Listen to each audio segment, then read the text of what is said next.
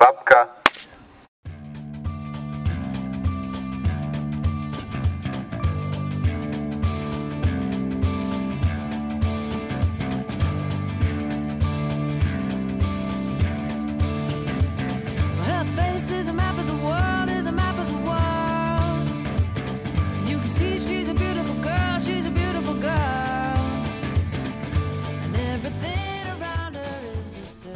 Lemon je anglické slovo, ktoré znamená citrón.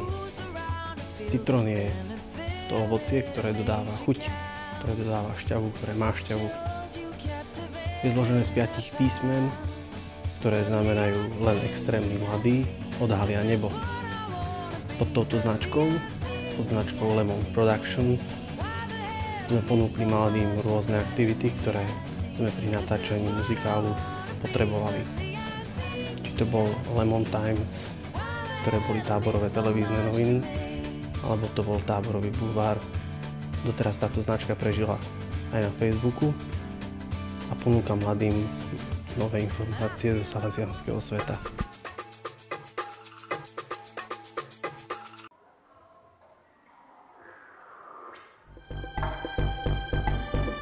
Na tábore som si dobrovoľne vybrala úlohu nepríjemnej šéfredaktorky mierne bulvárneho, trochu komerčného, ale hlavne tvorivého časopisu Lemon. Aj keď záporné úlohy nie sú veľmi populárne, ja som mala vždy ten sen zahrať si tú zlú. Malo to svoje výhody, vedela som o všetkých pletkách, ktoré sa diali, alebo aj nie. A mohla som byť protivná možno ešte o niečo viac ako obyčajne. Ale úlohou Lemonu ako bulvárneho plátku nebolo nikoho haniť alebo ponižovať, ale hlavne zvýrazniť svet slávy. Poukázať na jeho temné a svetlé stránky. Nejaké meno sa vyskytovalo v Lemone viac, iné zas menej. Bolo to cielené, určite nie náhodné a už vôbec nie spravodlivé, ale taký je svet slávy. Je mi z toho naozaj zle, aj nášmu štábu je z toho zle. Strašne. Ja som otvorený človek, poviem o všetkom. Takže je to pravda? V celku áno, aj keď niektoré detaily boli vymyslené. Tak tomu sa už nevyhneme. Produkciu Lemon Times novín tvorila dosť veľká hrstka mladých. Neboli to len redaktori, ktorí hľadali čo je len malinké podnety na bulvárne škodoradosné články, ale bola to aj skupinka fotografov a ľudí, ktorí stáli za korekciou Lemon Times. Taktiež zaujímavé mi prišlo platové ohodnotenie. Média mali v rukách verejnú mienku a teda si mohli vybojovať slušný príjem peňazí. No, oni boli naozaj obklopení zvedavými čitateľmi, dotknutou smutánkou a pod stresom šialenej šéfredaktorky, čiže výhody blahobytu a rodinné pohodlie si nemali čas užiť. Väčšinu dňa trávili v prostredí 11 notebookov, 7 foťákov a inej výpočtovej techniky hodnej menšej redakcie. Aby ste vedeli, pán redaktor, aj vy, aj vy, aj vy, dovidenia!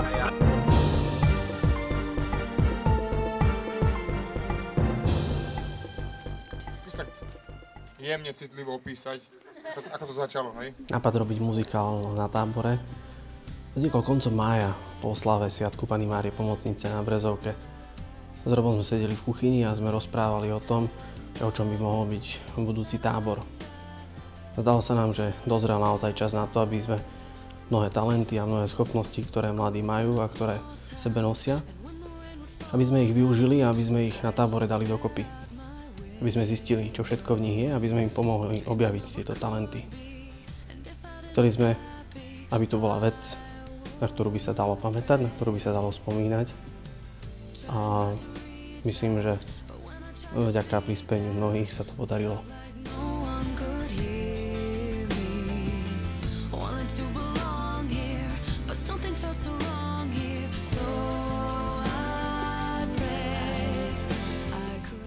Ako scenár sme použili texty príbehu o Tobiášovi a o Sáre. Názov tohto muzikálu, ktorý autorsky spracovali mladí z Bošian, bol Láska je silnejšia ako smrť.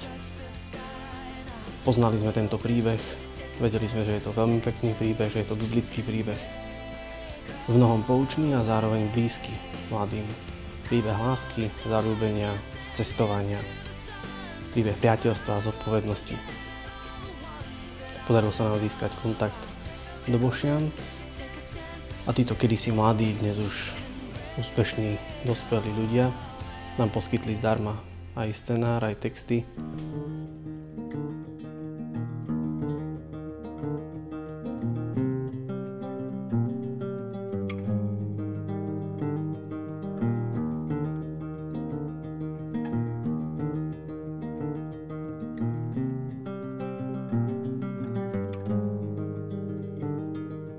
Na realizácii celého muzikálu bolo najťažšie asi to, že všetci sme potrebovali uveriť, všetci 140, že tá moja drobnosť, ktorou sa podielam, tak je základom úspechu všetkých. Počas celého tábora nebolo vidno výsledok. Bolo vidno iba drinu a paradoxne ani na záver tábora nebolo vidno až taký uspokojivý výsledok. Najťažšie určite 8 hodín natáčania. Pôvodne sme predpokladali, že to bude oveľa menej. Scény sa striedali tak, ako sme to mali premyslené v scenári. Ale aj napriek tomu ten časový skles sa nedal dohnať. Trpezlivosť mnohých, ktorí dokázali čakať na svoju scénu až do neskorej noci. A potom aj samotný Robo, ktorý celý deň a celú noc strihal, dával dokopy zábery z 3 kamier, kým všetci ostatní si išli užiť zaslúžený odpočinok na kúpalisko. Toto boli asi také najťažšie chvíle a také najťažšie momenty z celej prípravy a celej realizácie.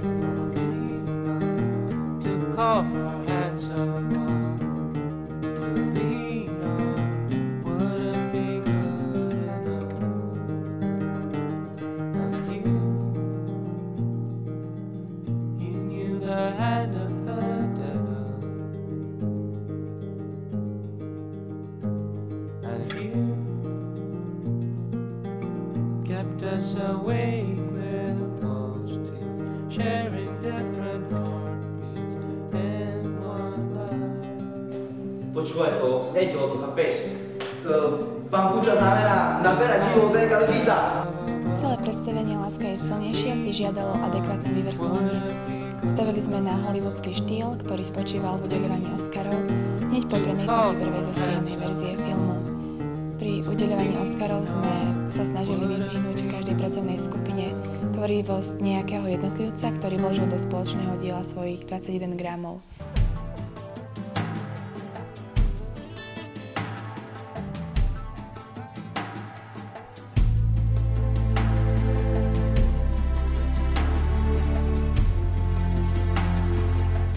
Úspech aj teraz s odstupom času spočíva, myslím, v tom, že cítime takú radosť zo spoločného diela. Tie spomienky a to presvedčenie, že to klapne a nakoniec to klaplo. Na niektorých bolo vidno, že tá drína, tá lopota ich baví. Pre mňa osobne bol taký najväčší úspech, takú najväčšiu radosť som cítil vtedy, keď sa ma niektorí pýtali počas tábora, že tak aj toto ste mali tak premyslené, aj na toto ste mysleli, toto takto malo byť. A tedy som videl, že niektorých sa celý ten príbeh dotkol na veľmi citlivej strune. A o to nám predsa šlo.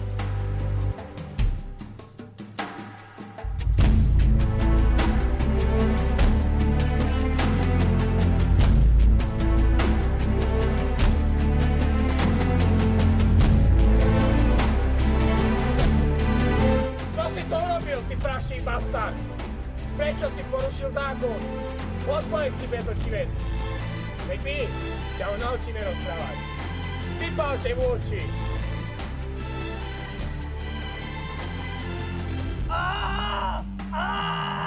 Ja nevidím! Tak vidíš, viac to už robiť nebudeš.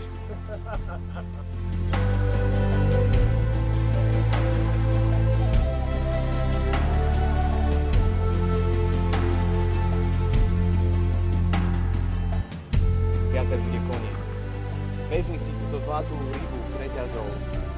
A nás ochráni ťa. Žije! Dotýka sa jej. Vôbec nič mu nie je. Na čo som kopal tú jamu? Ďakujem ti, Bože. Tvoja láska zvíťazila nad kliatbou.